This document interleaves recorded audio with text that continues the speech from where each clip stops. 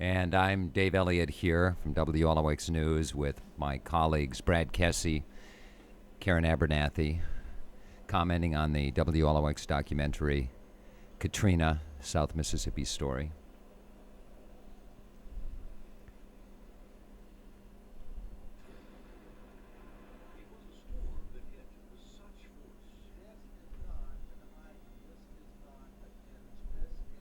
It's amazing how Mike Reeder was actually so right on with what he said throughout the So often. Every hurricane season, it seems, not only Mike, but everybody in the weather business, it seems, has been so accurate with the technology, Karen, over the last couple of years. It's unbelievable. And, of course, everybody talking about the standard being Camille at one time and certainly no longer. It's now Katrina. Yeah. Well, we should say none of the three of us in Camille, so we don't have anything to relate that to, but we've all heard the stories over the years that has just been unbelievable. And now we have seen for ourselves what Katrina did and really what Camille did back in 1969, and it's gut-wrenching to just keep looking back at this and know that we survived, because you're not going to believe what you see. You don't. No, and you still don't. I mean, months later, you still don't.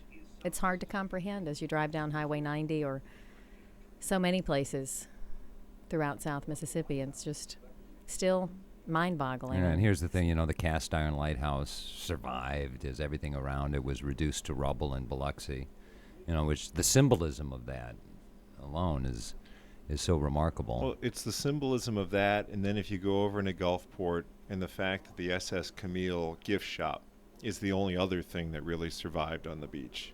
Those two landmarks, if you will. The lighthouse being the landmark that we all love.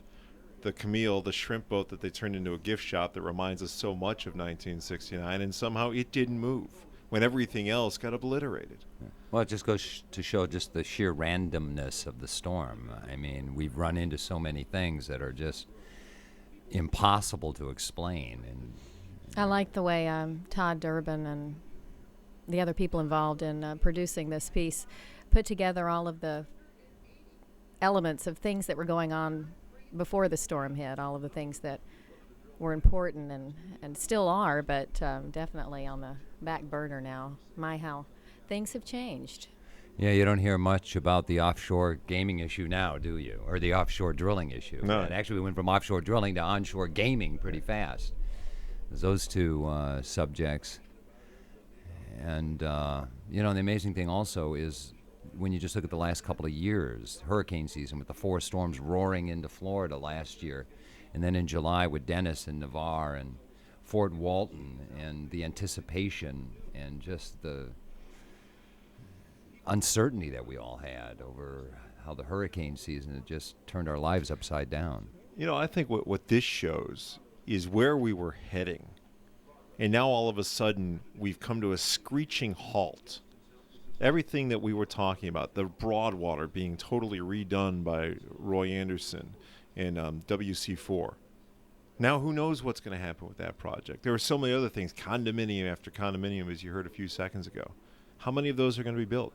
Probably more. How many people are going to be rebuilt? So many lives stopped on August 29th. Well, of course, the Hard Rock Casino was one of the big things That's coming up. That's such a tragic story. I still remember I had my invitation in my bedroom. I was going to save that forever, those nice albums. And, of course, the invitation's gone, and my house is gone, as is yours, David. Yes, well, what's left of it, a shell of its former self. You're going to see in a couple seconds Joe Bilheimer, the president of the Hard Rock. And every time I see him now since the storm, he looks at me and he smiles. There he is. He looks at me and he smiles, and he says, "At least you got inside to see it." Because he had spent so long building this thing from the ground up. And I was there on this day, which is only 4 days before they were actually going to have their soft opening.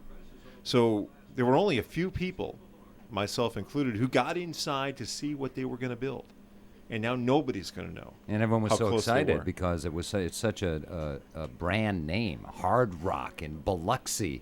It's almost as if we had arrived again on this second, some say third wave of development. And that whole stretch down there with the Hard Rock and Beau Rivage showed such potential.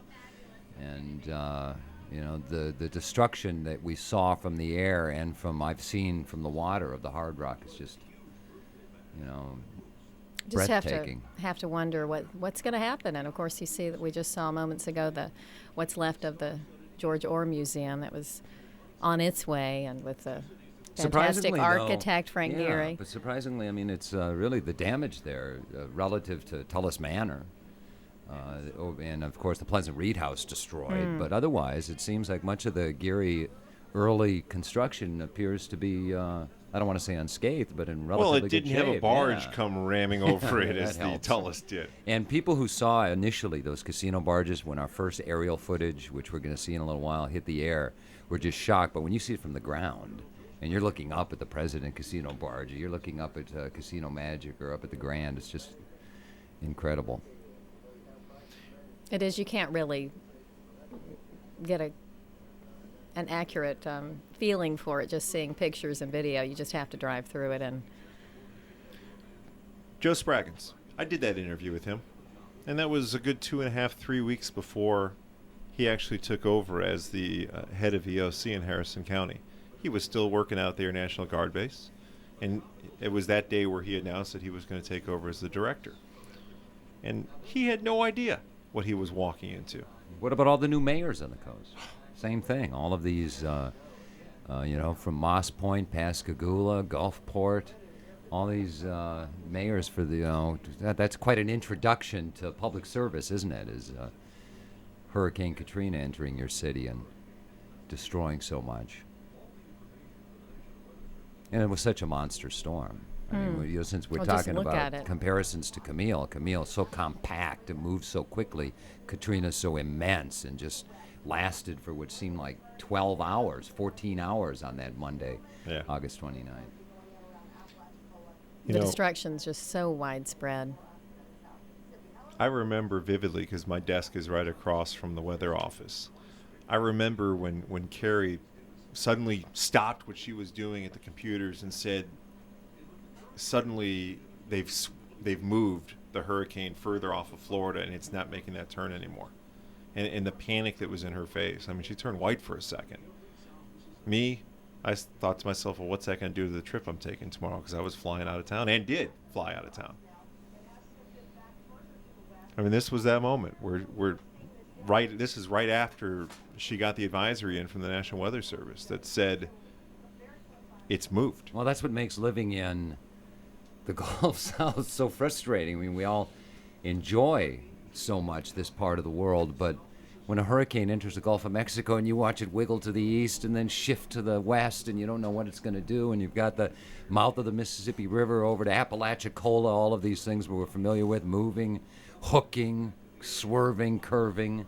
And I guess if life weren't so good down here normally, we wouldn't put up with that, would we? No, and a lot of people, I think, are very skittish and questioning whether it's worth it sometimes, which is, I don't ever recall. I've lived down here 20 years now. People saying, I wonder if it's even worth living in hurricane country with all this we have to put up with all the time. And I think people, for the first time that I've lived here now 20 years, a lot of people are asking those questions and wondering. They are. A lot of people have left, and of course, who knows how many of them will come back. Brad, did you buy any Home Depot or Lowe's stock? Should have. Not only before, but certainly after. My gosh, are they doing hellacious business down here, and rightfully so. Yeah, I mean, you go to get the plywood, and the people are getting their batteries and their flashlights, and their bottled water and their ice. Do you remember doing this? Every hurricane. But I'm talking about for this one. Because You know- remember, I didn't. I boarded up. I had my house boarded up for me, fortunately, because I left town. I had a fantasy football draft I had to get to in Chicago. Very important stuff, Karen. Brad had a fantasy football I know how draft. important Brad's But it- fantasy yeah. football is. But it's all in perspective now, isn't Oh, it? it certainly is. Yeah. And I remember vividly after the draft, I went to the golf course with my mother and was playing golf while back home everybody else was boarding up.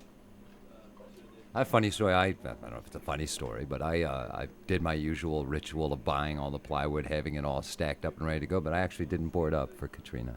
Really? I don't even know why. I had the Well- plywood all sitting there and ready to go. It probably wouldn't have done you a whole lot of No, it good this wouldn't, time yeah. around with It's not gonna what, stop 8 flood. feet of water. No, or it's not going to stop a 28, 32-foot tidal surge. But will you board up the next time? Yes.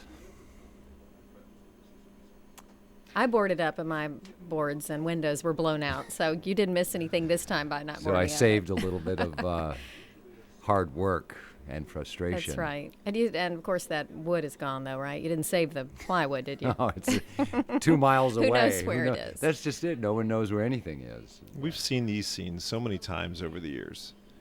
I'm one of those who was so immune to it, I think, that Liz kept saying to me, this one's the one, this is the one. And you know, fortunately, she had her son around, she had her brother down, and they're the ones who saved the house. You know, I was, you know, whatever happens, happens, because, you know, I'm like one of those people that said it made it through Camille. You know, even though my house didn't exist in Camille, I just didn't believe there was power strong enough to do any damage to where I lived. And I'm not just talking about my house, but my community. I was, well, I've commented on the air, so a lot of viewers might know that I spent a lot of time over in the Florida Panhandle, and I did my usual ritual where I go over there and I watch the storm and I try to figure out where it's going to go and where I'm going to board up. And I left my family over there in Destin, and I finally figured out, Brad, as you said, when Carrie had kind of figured out, I was in Florida on that Sunday morning, and I was the only one on I-10 heading west, getting back here. And I think I hope there are any highway patrolmen listening, but I think I was going about 90 miles an hour and never touched my brake. Meanwhile, there was a parking lot traffic jam on I-10 East, everybody getting out and evacuating. But I had to wait kind of the last minute. And Oh, that was an eerie feeling, wasn't it? it Being was the very only one. strange. I'm literally going in the that only direction. one right into the teeth of the storm. It's 6 o'clock on Sunday morning. Karen is at work. She's interviewing people, right? Well, maybe you were at work at 6 a.m. I'm not sure what time you got in. I'm in Chicago, so I can't watch WLOX. My family's computer is too slow to get on WLOX.com, so I'm watching the only thing I can, either CNN or that weather thing. Yeah, we're not supposed to mention the weather thing. But that Jim guy who always goes to those storms was on right at 6 a.m. And he said, looked right at the camera and said, people who live on the Gulf Coast get a good mental image of where you live, because 2 days from now it will not look the same. And at that moment, I picked up the telephone and I called the airline. And I said, when's the next flight? Because I was supposed to fly out at 1 o'clock, and I know the airport's going to close, and I got to get back. And at 6:20, they said there's a flight at 7:20. I had 1 hour, so I ran into my parents' bedroom. I told my stepfather, we got to go. He's like, what do you mean? Just get out of bed. We got to go. I got to get back. And I'm on the flight back and made it here by 12. Didn't know what I had at home, because I figured Liz took everything. So I went to Walmart up on 49, and it was closed. But they let me in. Yeah. Because, you know. Yeah, he's Brad Kessie. Well, That's of course. what- That's what he's saying, basically. He didn't want to come out and say it himself. They but let me in. Well, he wants They to. knew but he that just phase. knows. And you know what I had to buy? I had to buy a new pair of pants to ride out the storm, because my last pair of slickers had ripped. Karen, that was you know- important stuff. Karen, you know how neurotic I am. I get ready for these storms. I know we're going to be here at the TV station through the storm, and Lord knows how long I throw ropes in my car. I throw my toolkit in my car. I throw hefty bags in my car. I throw gloves in my car. I'm ready to go. I mean, I just put it all in my car, because you just don't know what you're going to encounter during the storm and after the storm. And well, there's that traffic jam I was talking about. Is that your car coming Yes, the other I'm direction? the only one heading actually on the west side. Well, anyone By that 10. plans what they're going to wear to work the next day, the night before, would definitely plan for That's the one store. of my secrets you're not supposed to Lays out those reveal. clothes the night before. Although I'll be honest, that's changed since Katrina. Now it's much more last minute. Karen, you had a chance to go out, I know, and do a lot of stories and talk to a lot of people as the preparation is underway. That's right, and this was an amazing story too, of course, at Marine Life, and they did everything they could to protect the animals there. Part of that is they raised this huge net to keep the animals in when the water overflows and comes in, and of course, nothing could keep them in this time, but a happy ending to this story with the dolphins, as we all know. And I think we're going to see that a little bit later in this documentary, too. And when They you see, survived. And when you see the destruction down there, marine life, that was one. You know, there are a few things that were destroyed. There's so much destruction, but a few things that when you see, you just go, "Oh my God!" And marine life's one of them. Yeah. When you see marine life down there, and you just go, "I cannot believe this." Now, what about these guys that always go out surfing Oh, I don't know. I would do the it. day before, or Or Well, right in little the young. middle of it when it's a weak enough storm. that's not surfing exactly. What's that called? Well, windsurfing, I believe they Windsurfing. call that. So it is a form of surfing. All right, so we've now seen you at a gas station. We've seen you at Marine Life. We've You're seen on the you beach. Now, as you went from place to place, did you get the sense? Do you remember getting a sense that people got it, that people understood what was coming our way? Not really. I mean, some people did seem pretty nervous, but then there were, I would say half of them were somewhat, not really complacent, but nobody expected this. Even though they knew, you couldn't imagine. Well, I mean, we've talked what it about would Camille. be. Just imagine, in 1969, you're not watching a storm 9 days out as it moves across the Atlantic and cuts across Florida and into the Gulf of Mexico. There's so much buildup now, and there's so much planning that goes into it. People, I think, have changed. Can you imagine what folks, 100 years ago, you're sitting and having tea and crumpets in the front lawn in Biloxi, and then suddenly a hurricane blows in. It's so weird. There was some media in '69, but go back to the storm of '47. Yeah. What media existed then that could alert the people of South Mississippi that storm was coming? The animals alerted them, I suppose, that something was coming because they have this instinctual way of knowing. I mean, who knows? It would just suddenly appear on the horizon. Or if you want to go even further back, and I keep thinking about Jefferson Davis's home and how much catastrophic damage was done to the property, but not so much to his home. But how many times were there storms that he had to ride out while he was alive that they had no idea the storm was coming? Poof, there it was. Mm-hmm. And we see Brian Adam over in Hancock County, which to this moment breaks my heart. Karen, you know the Bay St. Louis area very well, having to go over there every day. That's And right, I it's, do, and you don't get over it going over there, and it is just block after block of devastation, mile after mile, and Waveland flattened, Pearlington gone. You read the story in the newspaper about Tommy Longo, about how he sent his family to New York, and finally 6 or 7 weeks afterward, he finally got together with them for one weekend, knowing that back home was nothing, and he had to go back home to nothing because he had a city to run. It's just what he had to go through, and he is still going through is mind-boggling. Eddie Favre, too, in Bay St. Louis. Again, his city was on the move, Casino Magic doing so well over there, other plans in the pipeline. Oh, and that Old Town area was just unbelievable. Real estate was high there. Everything was in hot demand over in Bay St. Louis, and beautiful, beautiful community. I think all these warnings probably Saturday, Brad, would you say? When Sunday, as late as Sunday? Probably into Sunday now, Yeah. I think. Yeah, when Mima's there, and encouraging everybody. And, to me, an evacuation, even though we're on the air all the time telling people, go, please, do the right thing. To me, I've always thought evacuation was a very personal thing. Some people want to ride out the storm. They want to stay by their home and keep their family together. And when we watch storms go into Florida, one of the lasting images in my head is always Jeb Bush in a news conference setting, always reminding the people what they need to do.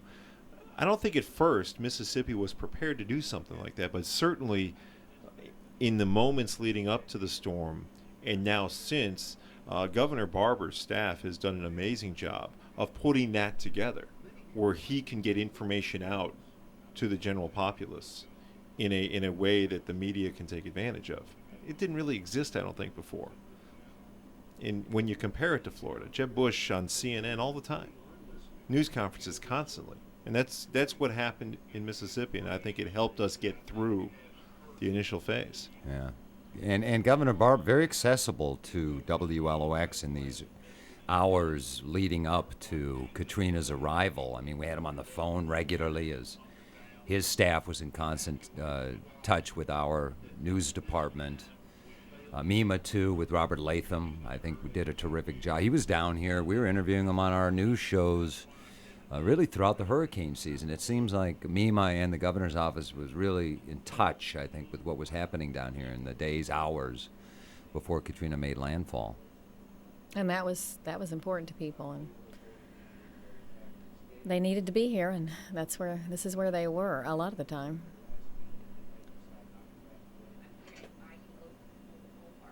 This is an interesting interview. Gonna stay in the trailer. Or is that a manufactured home? I'm not As a viewer, I'm watching this, and I'm thinking to myself, as the woman saying, "I'm not going to go," even though there's this mandatory evacuation, I almost wanted to yell at the screen, "Go! Shut up! Just get out of town!" Yeah. Well, you know what? There's a great story that nobody ever wants to talk about on evacuation, not only here, and I'm not making this assumption because of where this woman lives, but it's a lot of people can't evacuate. Right. And no one, and I think that's something that people need to address. If you don't have any money, if your car's broken down, it's a decision you have to make. I mean, you get on the road, you have to pay for gas, you got to find a hotel, And on August 29th, or if you're evacuating on August 27th or 28th, if you are like a lot of people in South Mississippi at the time, you're living paycheck to paycheck, and your next paycheck doesn't come until the 31st. And you've spent all your money, and you may only have $2 in the wallet, and you probably don't have a credit card. So what do? You ride out the storm in your trailer, unfortunately, or wherever you happen to live. That's one of the things that you hope FEMA tries to fix. Is there any way that they can get money up front to those people so they can evacuate instead of paying for it on the back end? Here's another landmark, O'Charley's, that when I saw wiped out, it's like marine life, just certain things. When I saw the slab of O'Charley's, and I don't know why, but it was just one of those things that really struck me. Is this the Charlie's on the beach? Yeah. Okay. And yeah. when I first went sign down is there. Yeah, well, the Waffle House signs are everywhere, but none of the restaurants remain. That's the first building that I saw afterward that actually was gone. I mean, I talked about Olive Garden being gone and Red Lobster being gone. Well, they were gone from the inside. But we were over at the Edgewater Village, over by where Cece's restaurant is. And we saw some menus from O'Charley's, and we saw some booths from O'Charley's. And we just couldn't fathom, at first, where they came from. Then once we realized, when we looked at the menu more carefully, that it was from O'Charley's, how far away it's got to be at least 1/10 of a mile to get from where we were to the property. And then we navigated our way over there, and there was no building. It was just that slab, and it was eerie. And then to look further, the McDonald's too, right down the road, was another thing. When you just see the right. McDonald's completely wiped off the face of the earth, And of course, the mall was intact for the most part. Yeah. The main mall. It's getting This is into eerie. Sunday. Yeah. This is eerie because this is Sunday night. We're over at the fire station, and they're about to move because they know that the storm surge projections will put them underwater. So they move to Anniston Avenue Elementary School. And that's where they set up shop, and that's where they rode out the storm, along with several other employees of the city of Gulfport. And they've done a great job, are continuing to do a great job. They put in a lot of long hours these past These few guys months. are getting off. They're done. It's Their 7 shift is 7 p.m. ending, Their yeah. shift is ending. They're being told, okay, go home if you want to go home. And they're saying, well, how do we get back? When should we come back? As soon as it's safe, come back. A lot of them stayed. We have that debate here at the newsroom oftentimes. You don't know whether or not, if you can go home, are you going to be able to get back? So that's why there are a lot of sleeping bags and everything else set up here at the TV station, because once you make a commitment to leave, to head for a particular location, many times that's a final destination for you, because you're either trapped by floodwaters or unable to negotiate a limb or fallen power lines or whatever else it is trying to get back to the TV station. I don't know why I'm suddenly thinking back to the first hurricane that I had to deal with. 1988, Hurricane Florence. I'm here 2 weeks. You're live, I think, down at EOC. I don't remember. I think Jeff may have been on the air. I had some minor role. Mark Mullen was here at the time. And at the middle of the night, it's a Friday night. I'm supposed to work Saturday morning. It's the middle of the night. I step outside. The stars are out. The moon is out. And I looked at our boss, Dave Vincent, and I said, "This is a hurricane? Yeah. I'm going home."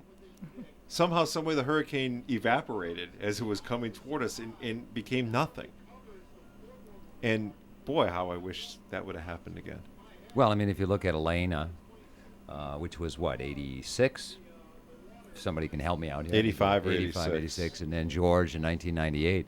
With the exception of that, you have so many new people here on the coast who have gone through so many false alarms, or just storms that had gone in another direction, and they said that's a hurricane, a tropical storm. I will admit this, that on Sunday night when I got here at 7 o'clock, sometime after 7 and before 2 a.m., I was sitting at my desk, and Doug Walker walked by. And I looked at him and I said, "Doug, this storm better be something. Otherwise, it's going to be catastrophic the next time. Because if this storm didn't produce, the next time a storm came in, a lot fewer people would have evacuated." Obviously, I wasn't envisioning, when I said this storm better be something, what it was. And I wish I would have been wrong, and I wish, it would have been the next one, and then the next one. Isn't it odd how you sit there and you watch the track, and as much as you love the good people of Louisiana, Alabama, and Florida, you say, please go someplace else. And they're doing the same thing. They're sitting there in the Florida Panhandle, or down in Mobile, or down in Gulf Shores, or over in Grand Isle, or wherever they happen to be, just hoping that storm goes someplace else. Steve and I are out at this time trying to capture the essence of what was going on leading up to the storm. I vividly remember that we weren't getting much rain at the time. And the reports out of Louisiana where the feeder bands were just pummeling that area. And I kept thinking to myself, when are we going to start feeling this? I mean, you saw a few minutes ago, I was talking about the storm surge is supposed to get over my head, and I'm standing 22 feet up, and the projections are this. Well, I was tired of talking about the projections. Where's the feeder band? Where's the rain? When do I get to, be holding on for dear life? Because all those people you want wonder to be why like do that. You want to be like that guy on the Weather Channel? I know we're not supposed to Because mention that. But that's what we do for a living, right? We get out there in the middle of it. Not as much as we used to, though. I think we should tell all of the Exactly. viewers that there was a time, and I think the industry in general, television stations, are being a little more cautious and careful about putting the equipment and their people in harm's way, because I remember storms being... But flip it, because it on a local level, you're absolutely right. It's the national and the cables that are riding this thing out. His signs are flying around. And they're out there in the middle of this thing, and you hear the anchors, "Oh, you better go find safe harbor, find a safe wall right now, because it just doesn't look good. Find a place to be safe, be good." But should they really be doing that, though? I mean, I think it's a tough call. Because then you're going to have people that are going to go out and, well, if they can be out there, I can be out there too. Well, They're we're telling them to sensational. evacuate, but we're sitting in the studio. Or They're sensational and trying to thing. make sure they keep viewers. That's what they do for a living. Yeah. Our job was to provide information. It wasn't to be out there saying, "Don't go outside." I think we've all been almost swamped and even a little scared.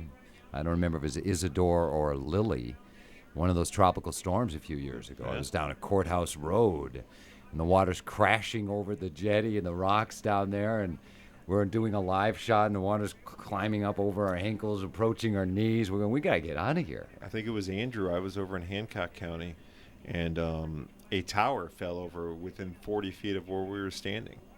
In what I described as hurricane force winds, when in reality it was probably only 30 or 35 miles per hour at the time. But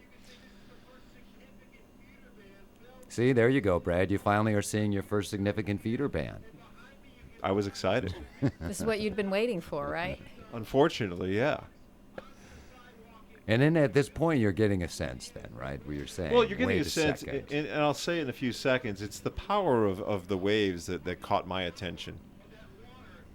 You know, it's one thing to see waves kind of lapping up against the sand, but these waves were just absolutely pummeling their way into the jetty and into the sidewalk, and it's not more than an hour later that this thing is completely underwater and just getting higher and higher. And Yeah, well, we all know how shallow the Mississippi Sound is when you think about all of that water from the Gulf of Mexico and all along Katrina's track just being dumped into the Mississippi Sound, eventually onto the land. well, here's my picture. It's At just- one time, it was a Category 5 at 175 miles per hour, and it sucked up all of this water, and it had to take that water and put it somewhere. In my And- neighborhood. And it just took the water and threw it all over us. Unfortunately, into your neighborhood and into Karen's neighborhood and so many other neighborhoods across South Mississippi. Well, and Dave, both of us, I think, got pretty close to flooding during George. Right up to my doorstep. Are you kidding me? Mine I was threw pretty close sandbags too. out there. And I think both of us thought, well, we might get some water during this storm, but we thought maybe a foot or two would be really bad. And I lot left a more than brand new that. car in my garage. And so many people did that. I mean, it's. But where else would you just put it? don't know. Wait. I know. I've in retrospect. Listen, we've all learned lessons from this. I hope. Yeah, but in can only retrospect, what would hope. you have done with that car? I would have. I know exactly what I would have gone. Parked it on higher ground. Had you come pick me up or something and bring me into the tea, or Karen or somebody. But then you're afraid a tree will fall out if you leave it out somewhere. Oh Lord. So in other words, what you're saying is it's hopeless. What are you going to do? Really, when you do think about it, Mother Nature can toy with us. There's nothing you can do to. We're My talking car- about danger earlier, and Tony here, of course. I think this is where a tree fell while they were out there, right? She's The gonna Eight talk Flags about that in a display. minute. Gone. It's not there anymore. It's amazing how Mother Nature can end a controversy that erupted just a few years ago over that. Are those 8 flags coming back? I'd say no. Not Well, a there, I priority, think there's going to be an that's for effort to sure. bring. There's going to be an effort to bring it back. Obviously, as we all try to rekindle what we were. Trees already starting to snap there, as you can see. You know, some people wonder what time of night are we talking about. This is now Monday morning, I think. I think we've reached about midnight, 1 a.m. when she was out there, so you get some sort of sense of where we are in the in build-up, terms of yeah. the buildup.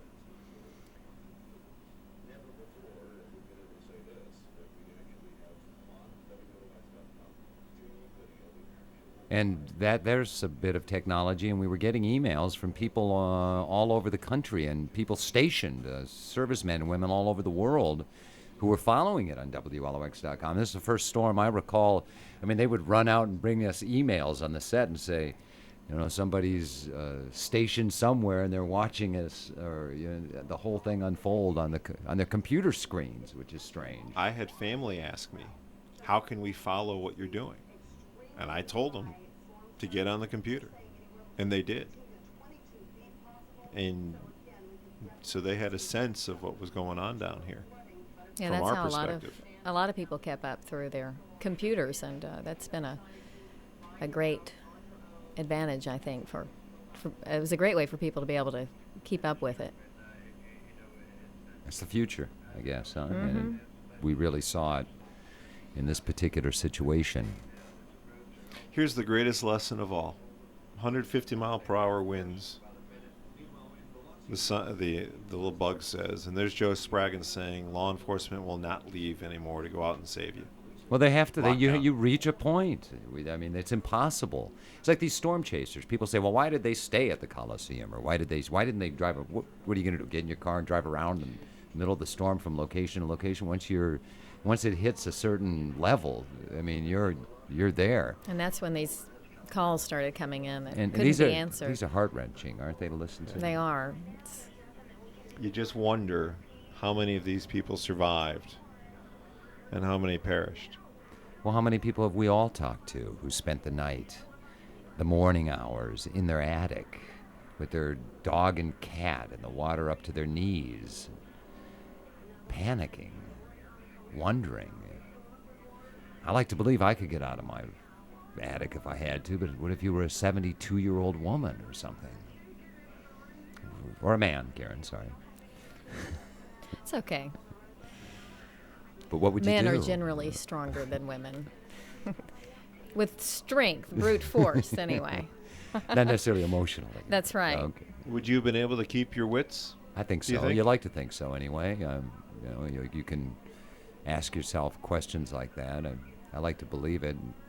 You hear these people screaming. I mean, you just and this is one call, and this had to be happening to thousands of people, all at the same moment, And all throughout South Mississippi. And only so many had phone capability to make that phone call. This is when things are getting pretty rough at the television station. I have to be honest with you. Is this when you started to feel the wind, David? Yes, I felt It's a little the breezy breeze. in there. Well, the roof had, been I mean, as you can see, we're not talking about after daybreak. You look a little concerned there. I'm concerned about my coworkers' safety. No, I was pretty concerned, I had to be honest with you, because the lights in the studio were just shaking. I thought they were going to come down any minute. And you look at people's faces just out in the studio, our camera people and everyone, all the producers running around, and everyone's just kind of on autopilot. You know, I'm actually glad that we weren't smart enough, and I don't mean to use that word, but we weren't smart enough to have a camera rolling a lot inside the building. I mean, we used it for a little while, but because I think some of the images that we would have seen amongst ourselves would have been pretty hair-raising, because it was a frantic period of time. Well, I had that moment on the air, and I've had hundreds of people comment to me with Rhonda, where she does her now famous stand up, which we're going to see in a little while, and takes her microphone off and says, "We're out of here." And at that moment, we had just, right after that, we went off the air like that. And I had so many people tell me they thought the building had just been swept away. Now, if Rhonda hadn't said that, were you about to say it, David? We're out No, of here, or were you going to hang in there? I was ready to swim for my life at that point, because and when you're in the studio, as rough as it was, I had no idea until you go out what actually was happening. I mean, it's shock and awe when you get out there. Well, you had that one idea when we had the tower cam shot where you can see that our roof is peeling off. I mean, that gives you a sense that there's something not right. Yeah, like we were in the wrong place. That's what was not right. That's the thought you have for a moment. To this day, what amazes me most is how this was a storm surge storm. And yet I never knew here at WLOX that this was a wet storm. I thought it was all wind, because the few shots that we have looking outside, you see a little rain. And that's all you see. You never see water here at WLOX because it never came across the tracks. And so the pictures that we later see of water rushing through neighborhoods, rushing up Lemieux Street in downtown Biloxi, what it did to Bay St. Louis and Waveland and Long Beach and past East Christian Biloxi. is absolute. I can't comprehend that. Still. To this No, day. I mean, it's still just amazing to think about that, the power. And to get serious for just a moment, it's frightening to imagine if the height of the storm had been in the middle of the night.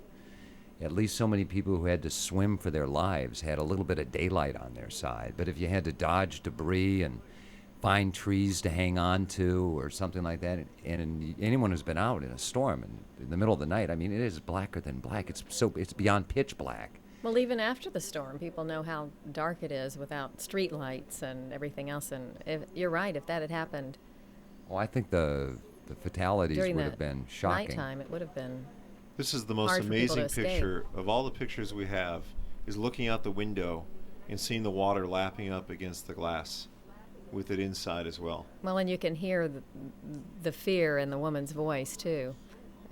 And I'm surprised there hasn't actually been more home video that we've, and maybe some more will start surfacing, because I've seen some over by the Rivers Bend area, over by the sugar mill. That's just incredible that a friend of mine shot from his third floor picture window. And on his street, 2 homes swept away right down to the slab out to Bayou Bernard somewhere. This was a familiar scene for way too many people during this storm. They were up in the attic looking down, hoping the water wasn't going to get any higher. And I had so many people comment that they were listening to us on the radio and that we were their only comfort. And you know, and I know that's the responsibility. Sometimes when you have so many people tell you that you were their only connection to the outside world, is they're wondering if they're going to survive is something.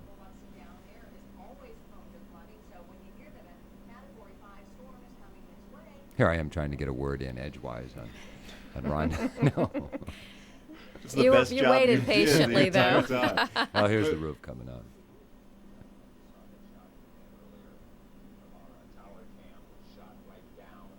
Did your car do okay in the parking lot? No, there? it didn't, as a matter of fact. I've got damage.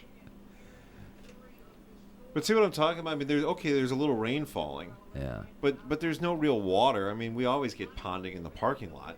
I mean, we could have, you know, a little spit, and we get ponding in the parking lot back there. But there's nothing that said to me that this was a water storm. Until you get out and see it, the destruction. And then even now, long after. Of course, I think you're getting ready to see. Is that tower already gone? No, it's not. It's immediately, if we pan over a little to the I left, think the we're red maybe gonna tower you're going to see yeah. is what ends up falling. And there were a bunch of us standing out there where that tower ended up falling. You know? And we're not making light of anything, but if the wind is blowing the other direction, how many people here at WLOX are seriously injured? I mean, it's something that I've thought about a lot. You're going back to the tower thing, you mean? Yeah. Well, I know, because we were all standing out there watching the storm. We were right where Steve I'm is. talking about inside. Oh, Oh. I understand that, but I'm talking about if it blows the other Down direction, on if that top of tower the right roof. there blows the other direction Yeah. and falls on the roof. Yeah. I mean, that's just the one thought that I've had again and again and again and again. And that's how, you know, why I feel so fortunate that it didn't.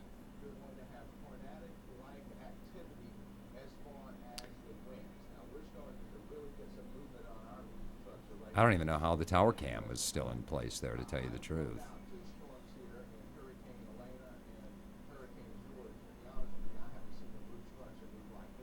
Tell you what, the weather team, for a while they did it with blinders on because they had no technology for a while, and they just kept everybody informed to the best of their ability.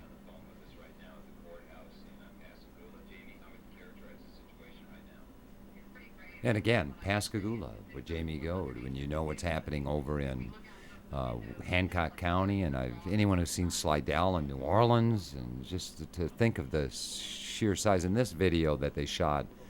I think Vincent Creel shot it, didn't he, from City Hall?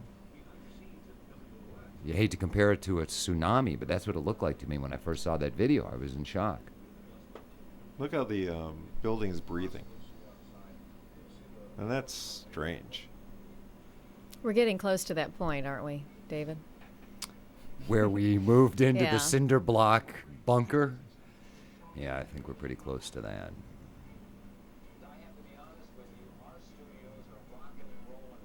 And they were shaken.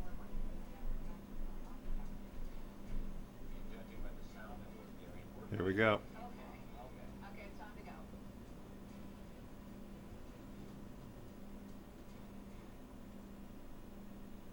I think I was asking there, what are we doing? Where are we going? What? That expression on your face is priceless. Thank you. And so now we're moving from point A, the newsroom and the studio, into this green room, and at the same time we're trying to save thousands of dollars of computer equipment, not only in the weather office, but in the news editing bays. How many And- people do you think we had? 40, 35, 40? Oh, we had more than that because there were than some that? salespeople. Yeah. I mean, if we were fully staffed news-wise, it's like 43. Throw salespeople, it's 70 plus. And it was like Carrie was joking a few days ago that, you know, it was amazing how the men rallied like the cavalry when it came time to move all this equipment. It was like, women, get out! It's time for the men to take over. Because we did. I mean, it was just man after man after man unplugging stuff. Carrie did all the unplugging, but we just took all this equipment and marched it right past you while you were on the air in the green room into the sound room and just stored it there. This was amazing video from Hancock County, the Bay St. Louis, wasn't it? This family rescue. that was Yeah. stranded on their vehicle. And it's images like this when people around the country will see it, you know. And again, imagine how many people went through similar experiences. I mean, this was captured on video, but Well, the amazing so many thing people is going through the same thing at the same time. there's no panic out there. Again, I go back to that, you're kind of on autopilot, sort of like we were. I mean, your instincts at some point, you have to rely on your instincts. I would expect them to be running and splashing their way, occasionally falling in the water. Only in the movies, Brad. Well, that's what you're expecting, because we are such a theatric world. And these rescue workers were just so in control. And in reality, I guess that's the way they're trained to respond. I mean, it's not like it is in the movies. Not quite. Although Hollywood could never create Katrina, But it will probably try. never be able to do it. The Be reality made for a is, TV movie or something. the reality of it is beyond any special effect they can dream up.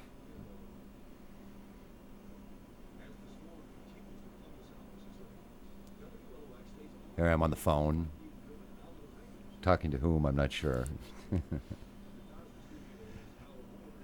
They did a great job setting up that phone, didn't they?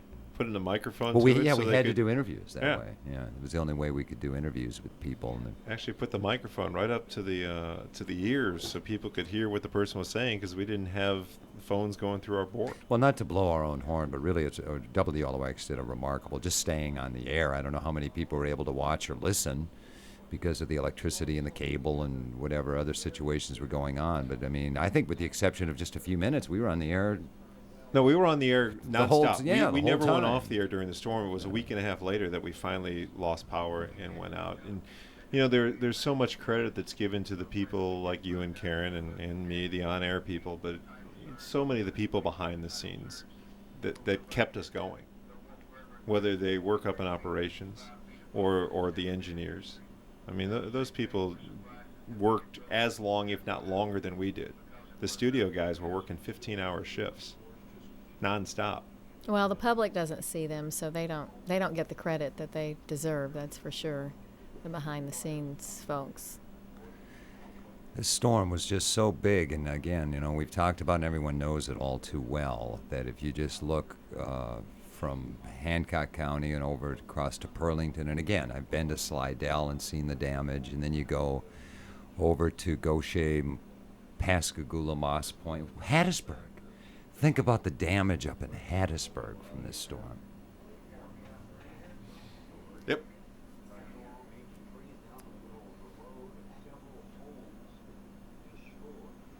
Now you're starting to see that water, Brad.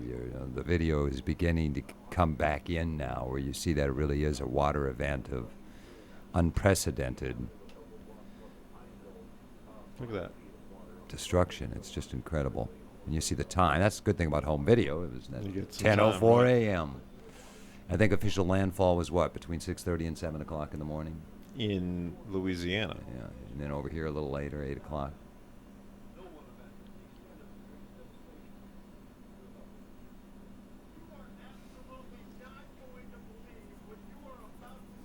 You're down where, right? That's Tabiz in 90.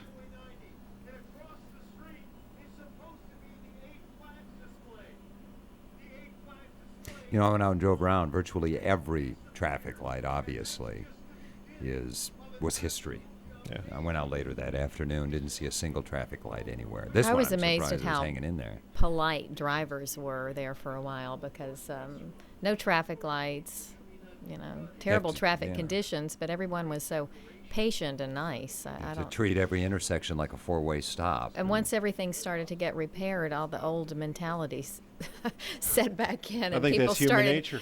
getting the road rage problems again and the impatience, which is unfortunate. But This is the first place we went. Just crossing the tracks. You didn't have to go far to see destruction from this storm. And this is about, I think they finally gave us permission to leave the building at 4 o'clock, maybe 4:30. I mean, Dave Vincent and Leon Long were we wanted to leave an hour before that, and they were like, no, it's not safe. And it wasn't at the time. We still had 70-plus mile per hour winds ripping us from the opposite side. Steve, bracing Still pretty himself. windy out there right now. Well, it just lasted forever. It was so. I mean, when we kept going out every hour, saying, "When's this going to end? When's it going to die down? When are we going to have a chance to get out and survey the destruction?" I mean, and Highway 90 took such a beating. And what you don't see from these pictures, but if you go just a few feet further down to the east, how Highway 90 has buckled, and how there are these huge gaping holes in what was a roadbed a day before. It's that way over in Hancock County, too. Bay St. Louis, the road just gone. Beach Boulevard. And when this documentary first aired, since people were not allowed up to that point to get down to Highway 90, they were seeing, they saw all of our stories, but to see some of this stuff, people who maybe didn't have cable, or when they first, when you see that President Casino barge up there on the Holiday Inn, it's just Or the Grand Casino here, or Casino Magic there. And when you think of the power that had to lift those casino barges, I've talked to people about this. I do believe Hard Rock, of course, just crushed as if a giant wave had just broken right on top of it. And I do believe there were some huge rogue tidal waves in there. And I don't know if the weather professionals are eventually going to confirm that. And a friend of mine, Bob Moody, who played piano at Casino Magic Biloxi, got permission to go up into that barge that was tossed across 90, of course, to get some of his belongings. And he said some of the tables were still set, if you could believe that, after it was tossed. Although he Still said it was set. up there where he played. It was like, he said it was the piano was where he left it. And it was Well, my house flooded out, but 12 mirrors unbroken. I mean, how do you figure? I mean, everything. I know. Well, how do you find china and crystal that's not broken when your china cabinet is in 2 different rooms, or you can't even find part of it, but you still find those delicate things? And I guess the water is what saved a lot of things like that, because they floated down to the bottom. And I remember during Ivan, when I-10 had been ripped apart by that hurricane in Florida, and I couldn't comprehend how something like that could happen. And then you look at this bridge, and you see how it's just been wadded up into a bunch of small pieces and thrown away. Well, I can tell you that Escambia Bay Bridge you're talking about, you still have to filter down into one lane 16 months later. And that's one thing is the patience that is required of all of us in this, this rebuilding effort. It's going to take, but the bridges, you're right, we feel so disconnected from Hancock to Harrison to Jackson counties with those bridges out. And all you got to do is look at the faces. I mean, there's just stunned silence emanating from their eyes. When I first saw this aerial footage, I was in shock, almost speechless of those bridges out. It was incredible. And look how big that thing is. Oh, when you're standing there looking up at it, it's... Well, I think that's what Steve's saying right here, because when the aerials first came in, and we went out, 2 days? We shot that helicopter footage, I believe it was. The day after, we were out getting that aerial footage, and then when you're on the ground and you look it up at these barges, and you're only imagining. So you saw it from above? Well, we saw the aerial footage. Okay. And then... I never had a chance to fly over it in a helicopter, and that was the one thing I No, always I wished never I would did have either. done. Yeah, me too. I think Bill Snyder did, and maybe a couple of you. No, when I was saying when the aerial footage first came in, and we were looking at it, going, "Oh my goodness, that's a barge, the casino barge down."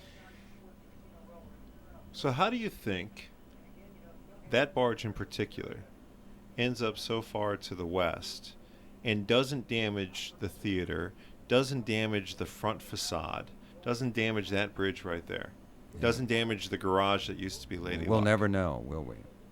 I mean, the only picture I have in my mind is, for a while the wind is blowing to the east, and so it breaks away and goes east, Then eventually, the power of the water shifts it north when it gets to that particular spot at Tullis. I mean, that's the only picture I have in my mind. And what blows me away is, they built that brand new wooden schooner pier right across the street from where the barge ends up. And if the barge did go that direction, the water was so high that the schooner pier isn't touched. There's a little damage to the schooner pier, but no damage that tells you a barge went over it. Well, it was way over It was way over it. That's You're just absolutely it. right. The water was so high. But that pier, how did it survive? Even though it was Again, we come not back hit to by the barge. I the mean, sheer randomness of a violent event like this that you just can't believe. And in Biloxi, I mean, to think that, there were really almost two ground zeros, Hancock County and really past Christiane's so unbelievable too. And then Long Beach. it's all unbelievable. But you get into East Biloxi and the Point Cadet area. I think there was one great big ground zero, and it was all of South Mississippi.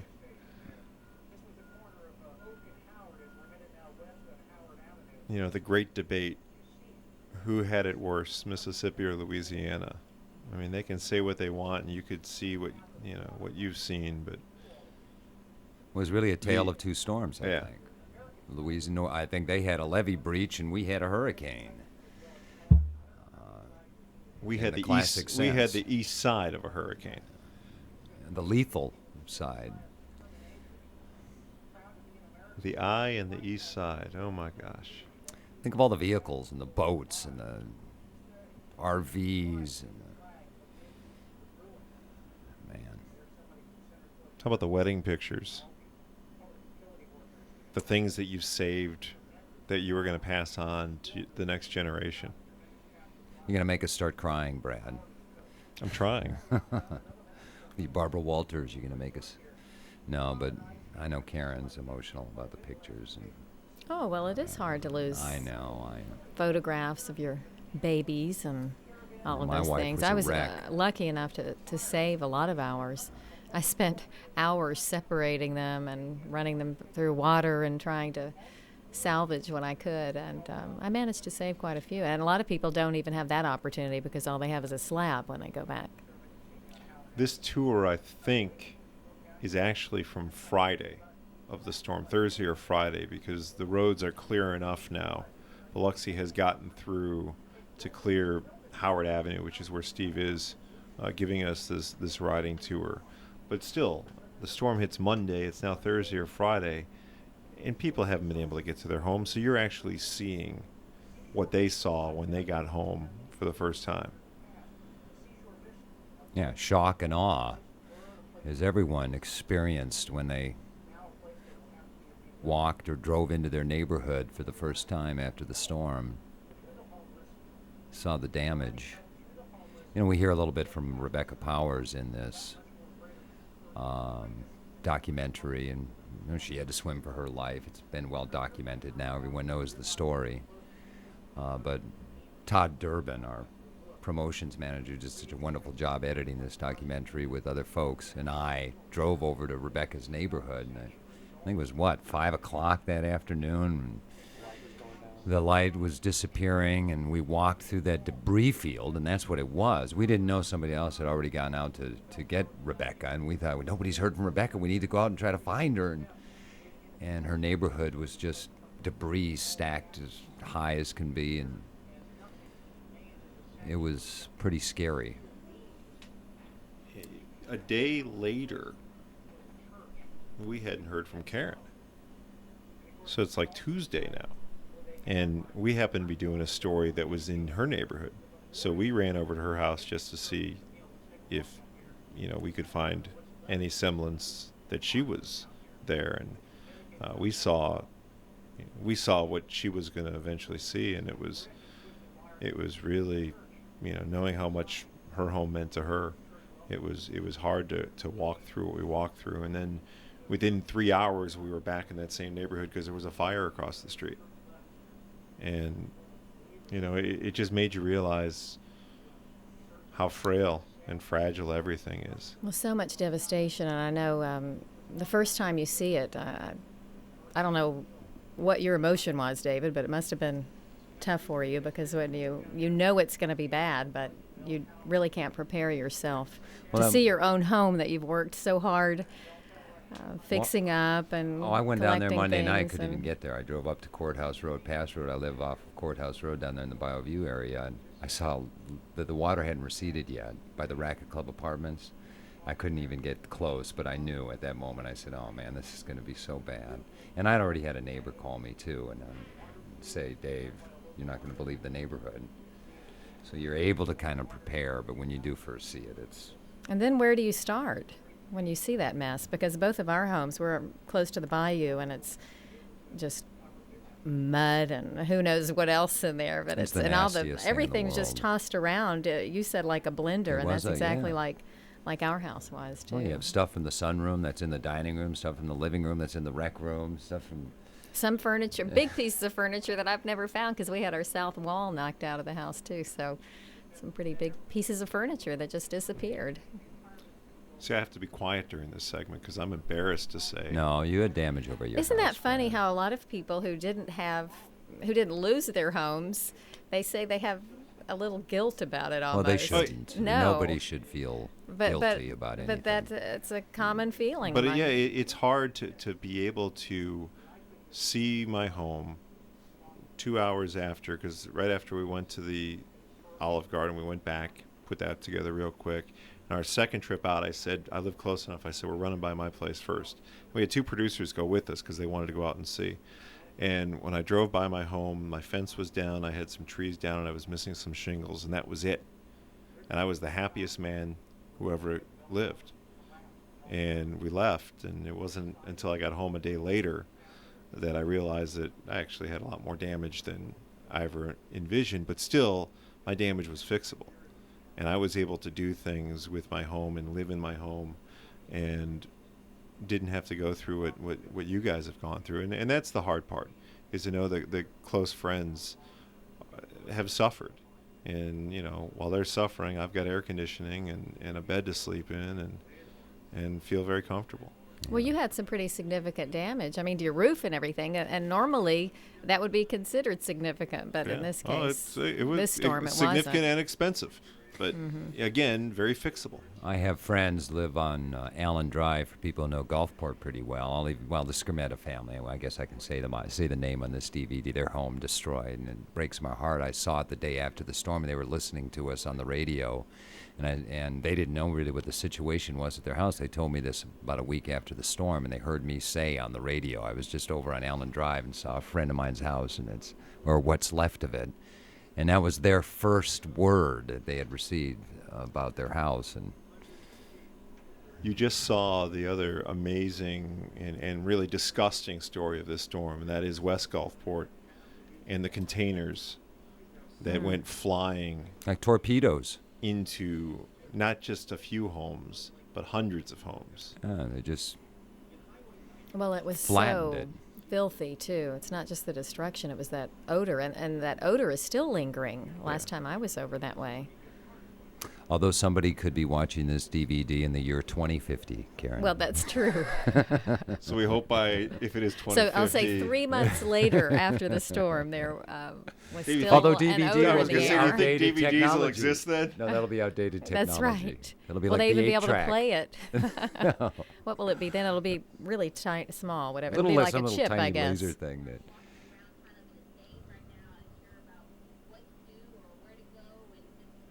I think Danielle really summed it up perfect. People, as we've said, just walking around at this point in a daze, not knowing really where to go, what to do, what to say.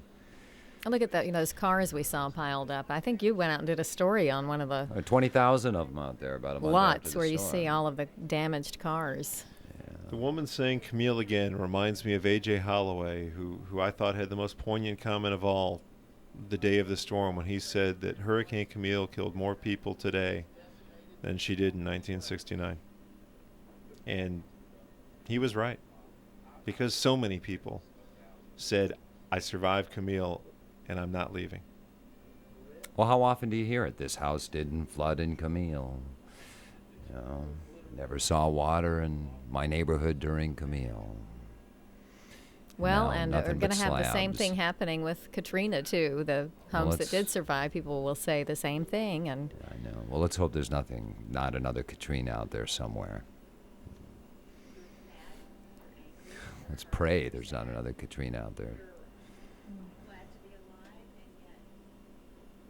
it's frightening because even though hopefully that'll never happen again, it could happen next year. But we don't want to say that Thanks, or even Karen. think about that. That couldn't happen again, could it? I mean, We're just having pretty active seasons. What would happen? And I realize this is a hypothetical. It's something that they're all trying to figure out. But what would happen if another Katrina hit next year with so much already wiped out on the beachfront? That water wouldn't have anywhere to stop. It would be so vulnerable. That you're exactly right. And right after this storm, Rita comes in, and everyone remembers Houston. 200,000 people or something evacuate. Now, they had no reason really to evacuate beyond the fact that they were so skittish from Katrina. Katrina had changed everyone's point of view. When I went over to Florida, people were all talking. They all asked me, do you think if Katrina had come here, water would have come up to my house? What do you think this area would have been like if a Katrina had hit here? I mean, it's just incredible.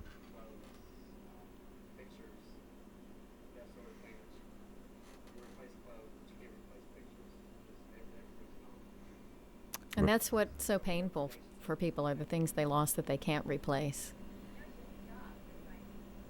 Well, they say, here's Rebecca again telling the story, but they say insurance is there to make you whole, but you can't really when it comes to your possessions. I mean, there are the material possessions that can be replaced, but there are And so many people personal things. didn't have any insurance.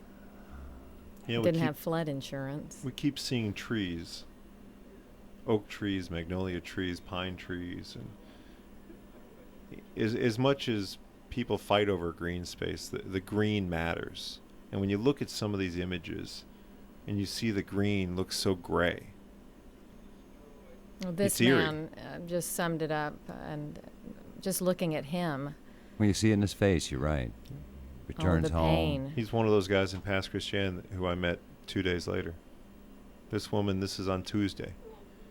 She found this flag she's holding from the Coast Guard station as they were just going through some of their possessions, and she was just holding on to that American flag.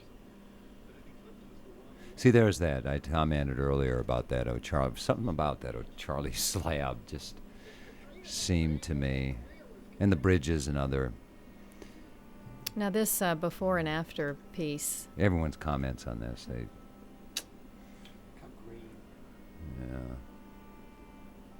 Everything, looks so lush and green and fresh and new. The coast looks like it's so vibrant. Grass lawn, so many weddings and parties. Reduced to gone. rubble. All of so the many historic steps to structures. nowhere after this Yeah. storm. Somebody painted a sign on Highway 90 in Gulfport that said Boulevard of Broken Dreams. So apropos. Bill Vrizel, of course, saying he's going to build back, and we're glad that he is. That's a wonderful restaurant, a landmark. Here's your Hurricane Camille gift shop. Just look at that, the dirt. and Everything gone all around the it. leaves gone. But so many of those leaves came back. Just about a month after the storm, I noticed an oak tree in my home that I ended up in. Isn't it great when you start seeing that little bit of green and new life? Here's the marine life before and after that just drives home the point so dramatically. Because even though marine life is kind of so 1960s looking, or was, it still was a landmark on the coast. Mm-hmm. Ruby Tuesdays, everything down the foot of Courthouse Road, just no more.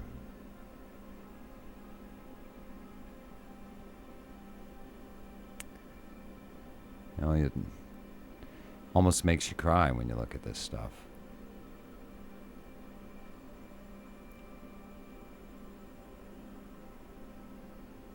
And And again, this I've had so many people comment to me was their favorite, if you can say favorite, part of the visual images was this before and after, because it is so profound.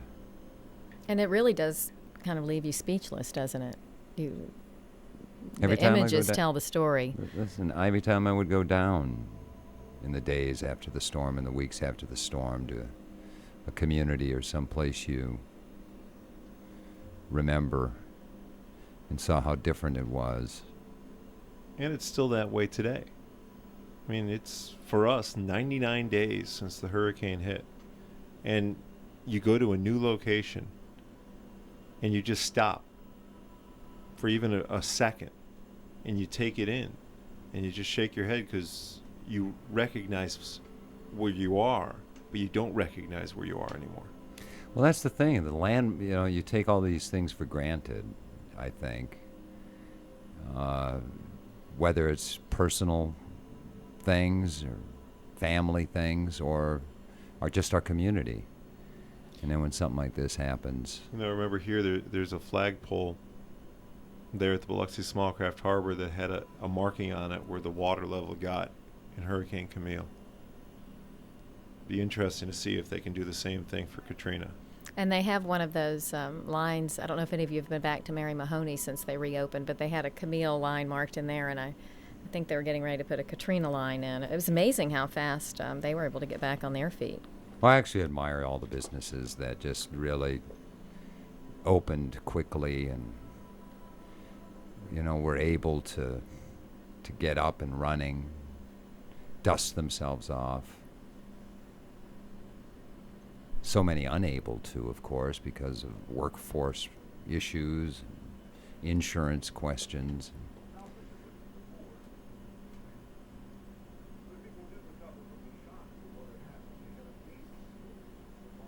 And you know what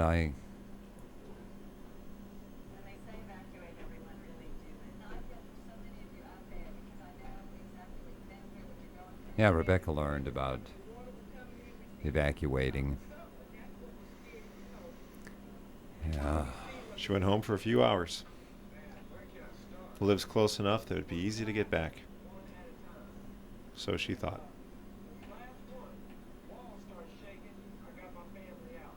And her husband Ben, she and Ben has been everyone's familiar with the story now. Again, jumped out of their house as it was collapsing into, I believe, a hot tub that was floating away. Jumped out of that, held on to something else, and I believe there were actually 5 or 6 fatalities, weren't there? Todd Durbin, our promotions guy in here with us now, in that neighborhood, in that area. That's the same neighborhood where the firefighters in Gulfport on Cowan Road were, and then evacuated over to Anniston, what we talked about before. Now, what about this woman demonstrating where she stayed during the storm? And I guess she had her dog right there in her lap with her, too, during the storm. You'll never forget that if you go through that.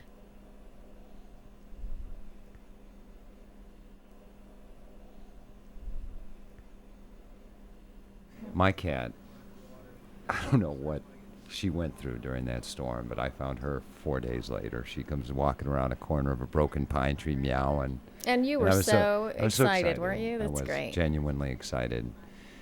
I guess she spent the storm in the top of a tree or found, animals, that she probably found high ground somewhere, huh, Karen?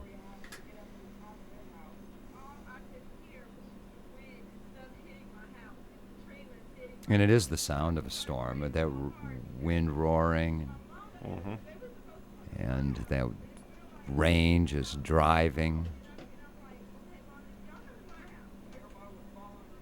There's been a lot of talk about maybe having shelters for people with pets, because a lot of the people that stayed didn't want to leave their pets behind.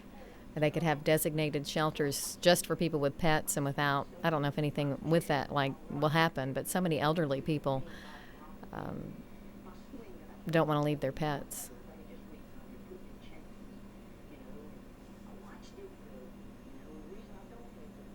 Well, that's a familiar look, isn't it? Gutted out house, tearing out the sheetrock and the insulation and the floor and the ceiling.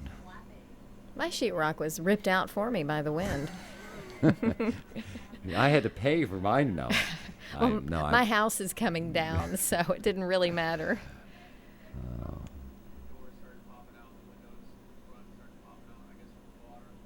I mean, again, there are so many stories. I had a woman in my neighborhood who, the day after the storm, I think I told this story on the air. I think she's in her mid-70s. She was one who was in the attic as the water's rising, and she doesn't know what she's going to do. And it was 2 days after the storm, and I said, okay, well, I've got to get back to work. And here's this woman in her mid-70s who had barely survived and says, well, Dave, let me know if there's anything I can do for you. She said to you? Yes. Oh, I mean, it's like kind of forces you to stop and pause and think about everything. Yeah, let me know if there's anything I can do for you, Dave. Well, a lot of people were that way, though. I mean, it's been amazing how people have reached out to others during this, no matter what their losses were, and tried to help other people. That's one of the great things that's happened.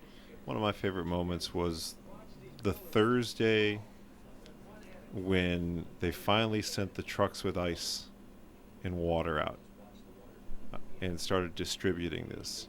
And one of the distribution points was the Walmart Steinmart area in Biloxi. And people are in line, they're waiting, some in cars across the street, others standing, holding whatever they could hold, wheelbarrows, wagons, whatever, so they could load up their stuff and take it back to their cars and go. And while everybody was in line and the truck finally showed up and they were starting to get it ready, suddenly a caravan of power company trucks goes by. Who knows where it was from? But this line of 400, 500 plus people started cheering as if the heroes had just arrived. And it wasn't just a few. There must have been 200 trucks that go driving down Pass Road to points unknown. And these people just went ballistic and cheered and honking from across the street. The heroes had made it. And a short time later, this officer who was from, I believe, the Mississippi Department of Transportation, who was helping patrol and keep everybody organized in the parking lot, starts running down the line of people and just cheering, we're here for you, we're here for you, come on, keep it up, keep it up, keep it up. And these people just fed off of him. And the sense of love that existed all of a sudden in this line with people who were so tired and so hot, waiting for water, waiting for ice for the first time, it was so genuine. And it was so wonderful to watch. And you know, I'm always going to remember that. Yeah, the power crews. I had a crew from Michigan. Got the power back onto my house. I had a phone line crew from Montreal. I promised the guy. I said to the guy, I'll sing "O Canada" if you guys get my phone turned on. I never sang for those guys. Should we do it now? That power company crew got to You know that song, don't you? I do. Got to my neighborhood. Until they get to the crazy French parts. It's 7:15 in the p.m. and the power company crew makes it to my neighborhood, and all my neighbors, we all go out. We're so excited the power is going to go on 9-10 days later, whatever it was. And after about 45 seconds, they left. Said, we'll come back in the morning. It's too late. Wait a minute. Hold on. Again, things like electricity and cable and phone and all of these things that we just take for granted. It's amazing, isn't it? A few hours without it. And we were spoiled here because we had the generator that kicked on the air conditioning. And we had the Kepner family serving up meals. And we had portalettes. I never used a portalette, by the way. And we had the Liberty Corporation. Really? What does that kept mean? Sending, you never used it? Where did you go? I'm not going to go on those portalettes. Oh, come on. We'll end this We don't want to talk right about here. this anymore. Certain things not meant for public consumption, I suppose. Yeah, the Liberty Corporation. We had people who had cable or the ability to watch us on battery-operated TVs or whatever, saw so many faces they were unfamiliar with. But we had TV crews and engineers and corporate types from our company who were down here, and they really were lifesavers. And I'm not even thinking about the on-air. I'm thinking about all the stuff they brought with them. Oh, I know. Whether it was water or Gatorade or gasoline. Or snacks or gasoline. Remember when that first truck arrived? Yeah. What an exciting time that was, that we actually had gas. Remember those gas lines?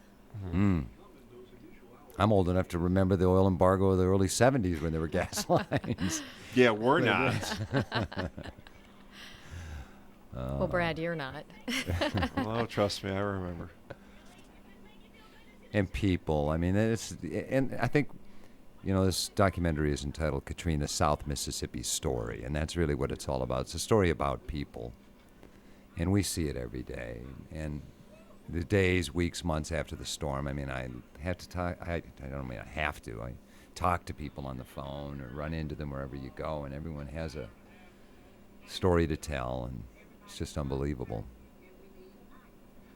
how people come together and are brought together by these. They are, and you think about people waiting in line for ice or gas for hours, and we're already back to not wanting to have to wait 5 minutes for anything.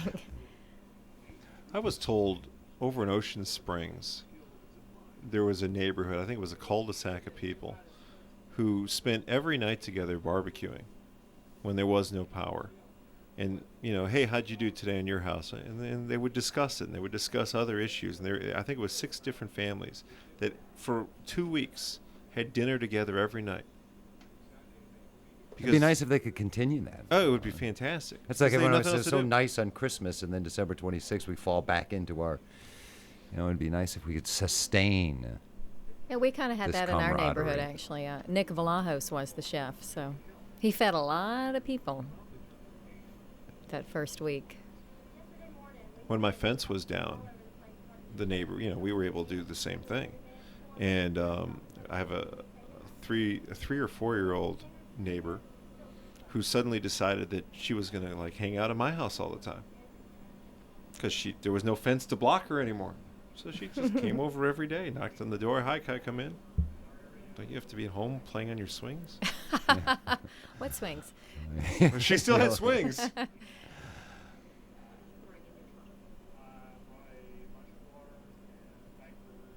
And we all ran into so many people from other states. The unsung heroes. And the thing is, when Ivan hit in Pensacola, the folks from Mississippi were over there. I mean, that's just the way it works.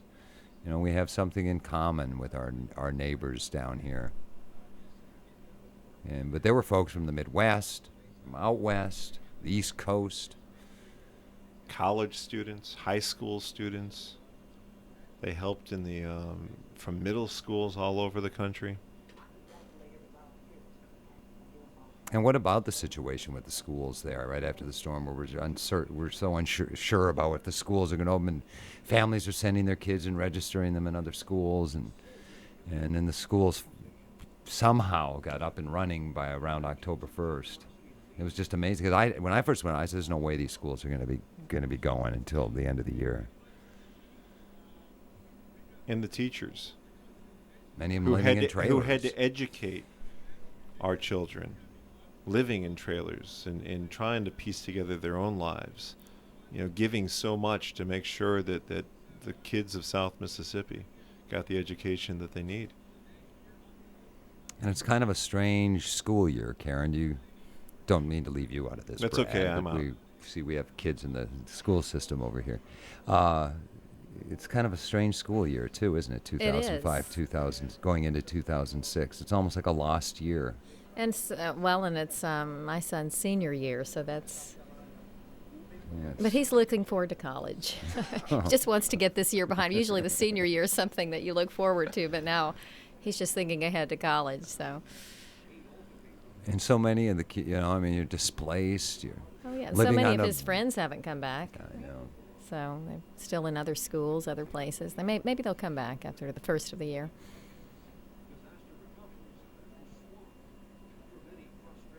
And boy, did we learn a lot about FEMA and the Red Cross and what happens in Washington. Congressman Taylor was so often fighting the issue with Mike Brown, who was Being eventually as- deposed And the congressman being as vocal as he's ever been.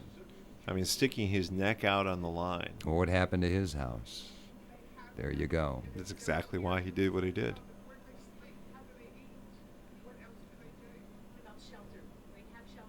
Saw the president a minute ago making 5 trips down here in like 20 days, trying to show that the federal government was going to be behind him. And then weeks later, the newspaper doing an editorial saying, hey, Mr. President, it's time for you to live up to your promises. Well, it's so difficult for people in other parts of the country, I think, once the initial shock of the images wears off, they have their own problems, and, you know, to stay in the country's foreground is difficult to do. Well, that's the immediacy of the world that we live in. You think about us for a minute. Then move on to something else. Remember Elian Gonzalez? Yeah, well, we do, because we're in the business. But how many other people actually do? I mean, just throw one name out there.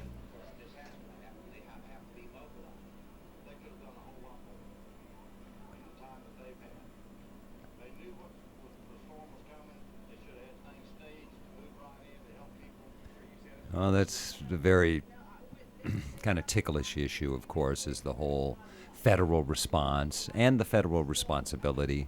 What happens with local officials? What is the state's role? It's, you know, we've learned a lot, I think, about our government and ourselves. You know, when we go through a disaster like this, and a lot of it isn't pretty either. Well, what we learn about ourselves, we like to believe, is a healthy experience. But what we've learned about government and about everything else, it's been quite an eye-opening experience. It's the great question that really has no answer. Are we entitled to everything that the federal government is trying to bring us? And if they're going to bring it to us, they might as well do a better job, as AJ kept trying to point out. Yeah. AJ still hasn't gotten me that FEMA trailer, though. He hasn't gotten it for many people, unfortunately, because, well, that's the ticklish issue. AJ moved from sports to news and has really didn't miss taken a beat. Charge of this FEMA issue. Yeah. I mean, I know everyone's so in need, too, and you just feel their pain as they are sent from one distribution center to another and try to call an 800 number and try to find help. I ate many of those meals, by the way, from those mobile. Red Cross? Yes, many of those They meals. were doing that for a long time. They were like an ice cream I'm not sure they may truck. still be doing it in some areas. When they went through the neighborhood, the guy, didn't he have a loudspeaker? The Red Cross has arrived. Everyone would run after them like the old ice cream truck when you were a kid. And the food wasn't the best food in the world, but it was delicious at the time. Kept you going, didn't It it? did. During those tough times. Teddy Kennedy there in the what was the parking lot of the Pass Christian Library. Yeah, they had that. And I asked him what he was, because he was away from everybody else, and he walked past me. I said, what were you looking for? He said, I was looking for something to remind me of this place. And he found a book and took that book home with him. I don't know if he checked it out, so it may be overdue, but Saw a lot of signs like that, didn't we? Well, it just adds insult to injury, obviously, to know that your neighborhood is being ransacked. I saw looting the day after the storm at the Radio Shack over at Hardy Court. Well, it's one reason Shocking. they had to close areas off, because that's what happened right after the storm in so many areas. And it's sad. It's really unbelievable to me that people take advantage of people at the worst razor possible wire, time. Too. You know, who's used to seeing razors? So it almost seems un-American to see razor wire. Biloxi, the one city in Harrison County that decided not to put up the razor wire, I think for that very reason, because they just didn't like the image it projected. And it is difficult to digest, isn't it? Mm-hmm. And to live in a free society and see that razor wire strung along the railroad tracks like that. But to make sure that you don't have razor wire, that means you need a lot of police officers at roadblocks 24 hours a day. And what an effort by law enforcement to get us through this. Especially when so many of them suffered losses. Right. I mean, the stories, Chief Dubuisson, I think you did that story. I did didn't that you, Brian, story. where they all ended up swimming for their lives. Tried to shoot out the door that was with water rushing up. then somehow climbed onto the roof of the library. What do you do about places like Tullis Manor and Grass Lawn and... It's a tough call, because do you want to try to recreate it? How do you really do that with a structure on the National Register of Historic Places? I mean, with Beauvoir, at least they have some of it intact. Do you think Tullis was still there when the grain landed on it? Yeah, we were just wondering, or actually we were asked if we thought Tullis was still standing when the casino barge landed. No one, again, will ever know, but my sense is the barge probably took it out. I think the barge took it out. Yeah, that's... It's another one of those buildings. It's a brick building. It survived many hurricanes. It's had water in it before. But we may be wrong. The water may have been high enough. I haven't seen Tullis up close, so There's nothing to see. I'm not going to voice... But a pile of bricks, a little I don't mortar. know. But it seems likely that's what happened. I think the same thing with the Holiday Inn, the President Casino.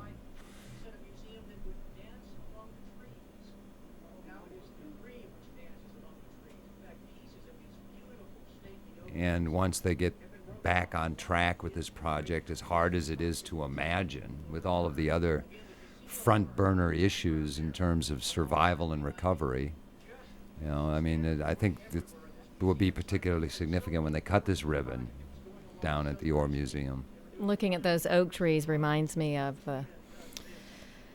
all of those oak trees that were mowed down on the highway in Gulfport.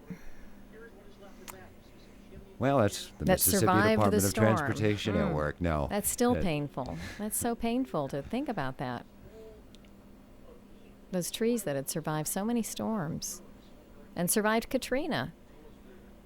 People are still talking about that and really mourning over the loss of all those trees. How many trees were there? Or the big oaks that were... Do you know, handful. Brad? It wasn't a lot, but one is too It didn't many. matter how many. And again, not to defend how that happened, Wayne Brown stepped up and transportation commissioner and said miscommunication. I'll say.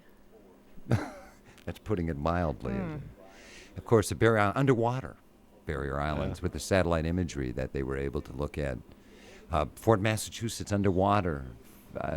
Imagine that. There's that dirty, filthy stuff that came out of those containers. Dave, your favorite photographer, Mike Filippi, is out there with me on this particular shoot. Did you all have to wear masks, or did you wear masks? We didn't I wear hope? masks. We should have. We Whew. didn't. Did you? I guess you had to breathe through your mouths. We did everything in our power not to breathe. What was it like, though? It was everything that you can imagine being bad. Times a billion, huh? And more. It was absolutely wretched. And the thing was, it wasn't bad yet because this stuff hadn't started decaying. It was still frozen. It was just now defrosting. So were you ever down there when it was at its peak? I was there one day, and fortunately, I was in an area that it didn't smell as bad as other people said it did. Again, the big debate, I think the biggest story of the storm is this flood insurance versus wind and the different exclusions in the insurance policies. And people found out the hard way on how insurance works. Well, there were so many people who were not required to have flood insurance. They Yeah, it weren't was supposed to available, flood. but it was available to them. And what's going to be done about it in the long run? Well, there's talk that Congress wants to create what's called national catastrophe insurance, which would eliminate all the exclusions, whether it's an earthquake, lightning, tornado, flood, wind. Your losses are covered. Whether or not that gets anywhere remains to be seen.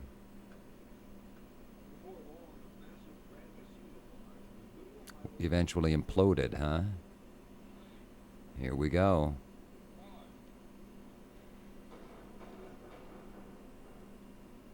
Just that small piece That small entertainment barge where we used to do a radio show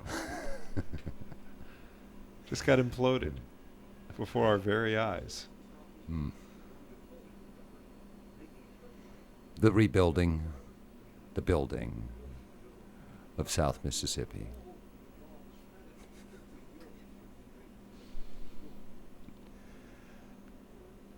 So many of those plans look great. We'll have to see how many of them play out. Again, someone might be watching this in 10 years, so we don't know. But at this point, we tape We'll this be looking 100 back, days that's- after the storm, and the general feeling is that 5% of those charrette plans will ever see the light of day. You think the word charrette is being used 10 years after the storm? Yeah. It's one of those uplifting stories you were talking about, Karen. That's right, the dolphins that appeared out in the Sound.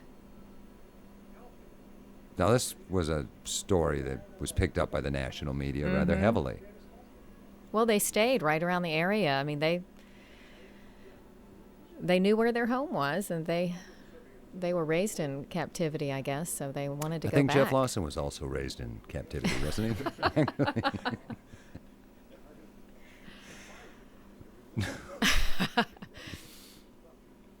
I'm going to tell Jeff you said that later. Oh, he's watching this DVD right now. He made it a point to listen to our commentary. That's right. It's the first one he pulled out, right? No, well, he listened to his own first, I guess. Well, if Brad and I could ever beat him on the golf course again, we'd feel pretty good about things. But Yeah, you had to say something bad about him because he's a Well, better golfer than you all are. yeah, it's true. Oh, how do we get into that from this? But the American flag, of course, red, white, and blue became, as was the case after 9/11. Remember all the flags and how the symbolism of it all, and we saw so much of it here too because it just signifies hope, I think, and it kind of gives us something to rally around.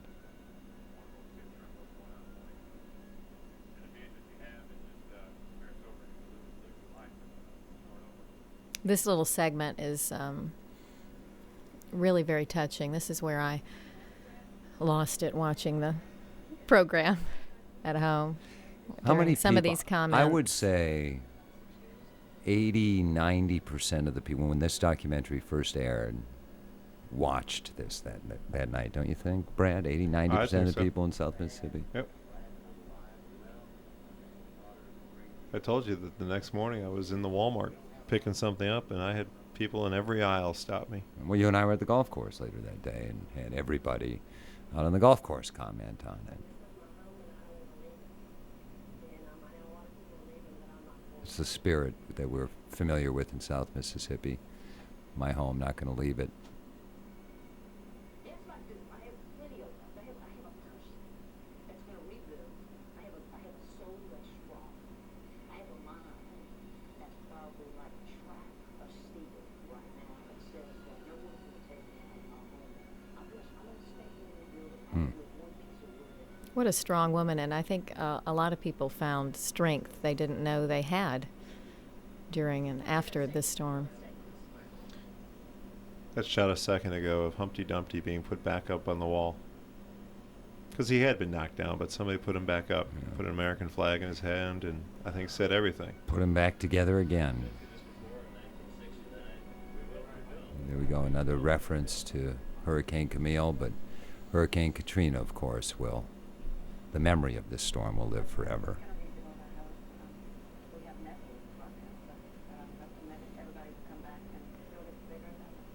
And I love the spirit of the people in South Mississippi. Yeah, you really find out about community and neighborhoods and everything else. That may sound corny sometimes, but Yeah, she said we have nothing right now, but in reality is we have each other. And I think together we're going to be bigger and better, brighter, with more hope.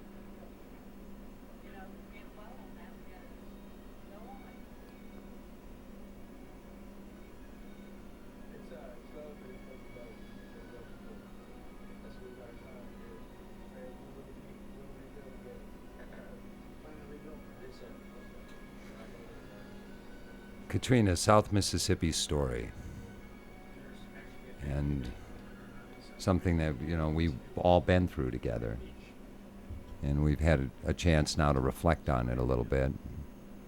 We're going to rebuild, just like Mr. Gargiulo said there in so much of South Mississippi. This is home.